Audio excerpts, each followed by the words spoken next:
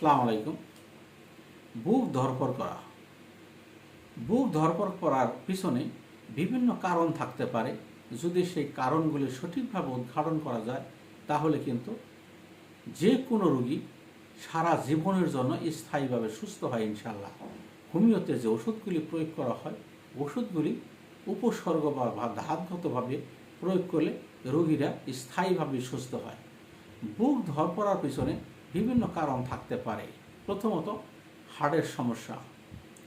যদি heart block থাকে বা হার্টের দুর্বলতা থাকে অথবা হার্টের বিট, অনেকেরই দেখা যায় যে হার্টের যখন বিট চলতেছে তখন বিটগুলি খুব বেশি।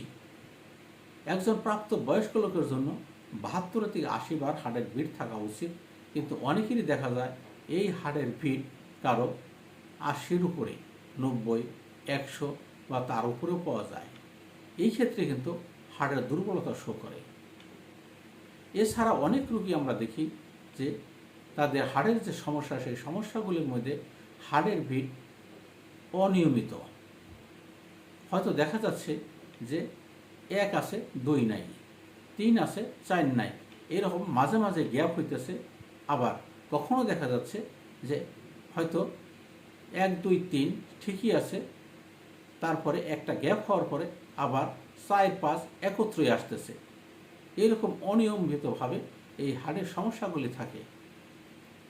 আবার অনেক লোকের দেখা যায় যে রাস্তাতে হাঁটতে গেলে 10 কদম 20 কদম হাঁটার পরে তার বুকে ব্যথা হয়, বুক ধড়ফড়ানি শুরু হয়, তখন তাকে রাস্তায় বসতে হয়।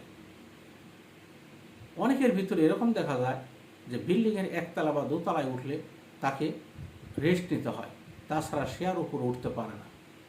এই যে সমস্যাগুলি, এই সমস্যাগুলি কিন্তু হোমিও ওষুধে খুব ভালো চিকিৎসা আছে ইনশাল্লাহ। অনেক রোগী আছে কোনো দুঃসংবাদ শুনলে তার হার্টের বিট বেড়ে যায়।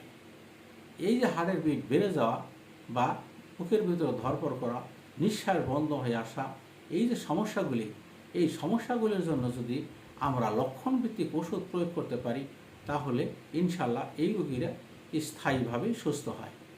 কাজে আপনারা যারা আমার ভিডিও দেখতেছেন তারা যদি ভালো মনে করেন আমার ভিডিওকে সাবস্ক্রাইব করে রাখেন।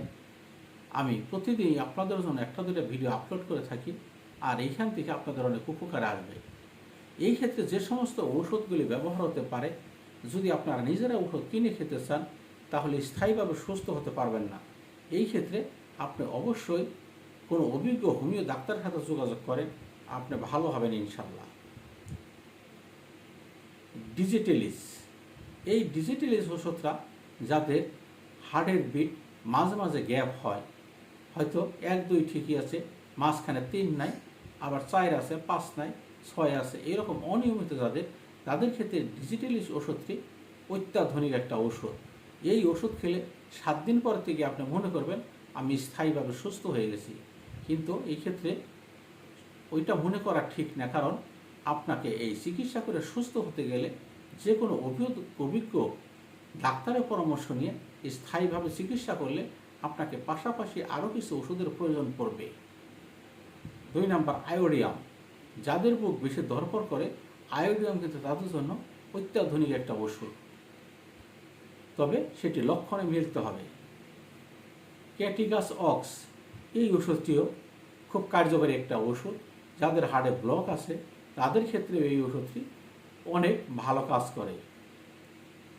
অ্যাপ্রোসাইনাম, যে সমস্ত লোক বুকে ব্যথা আছে, 10 কদম হাঁটলেই বুক ধড়ফড় করে আর হাঁটতে পারে না, ওখানে বসতে হয়, তাদের ক্ষেত্রে এই ওষুধটি যদি লক্ষণে মিলাইতে পারেন আপনারা, খুব ভালো কাজ করবে। এছাড়াও আরও অনেক ওষুধ আছে, যে সমস্ত ওষুধগুলি আপনারা ব্যবহার করলে ভালো রেজাল্ট পাবেন। যে সমস্ত লোক বিল্ডিংয়ের 1তলা বা 2তলায় উঠলে আর উঠতে পারেন না, ওইখানে রেস্ট নিতে হয়, তাদের জন্য এমন কাপ ওষুধটিও কিন্তু এইখানে বেশ কার্যকারী। এছাড়াও আরও অসংখ্য ওষুধ আছে, যে সমস্ত ওষুধগুলি আপনারা ব্যবহার করলে ভালো রেজাল্ট পাবেন। তবে আপনাকে সুস্থ হতে গেলে যে কোনো অভিজ্ঞ ডাক্তারের শরণাপন্ন হন, তাহলে আপনি স্থায়ীভাবে সুস্থ হবেন। হার্টের যদি 60, 70, 80% ব্লক হয় তাহলে কিন্তু হোমিও ওষুধে এই সমস্ত ব্লক ইনশাল্লাহ পুরোপুরি ক্লিয়ার হয়ে যেতে পারে। হয়তো একটা রোগীর 2-4 মাস 6 মাস চিকিৎসা করা প্রয়োজন পড়তে পারে, সারা জীবন আপনাকে ওষুধ খেতে হবে না। কাজে আমার ভিডিও ভালো লাগলে আপনারা সাবস্ক্রাইব করে রাখেন, তাহলে অনেক কিছু আপনারা জানতে পারবেন এবং শিখতে পারবেন, বুঝতে পারবেন।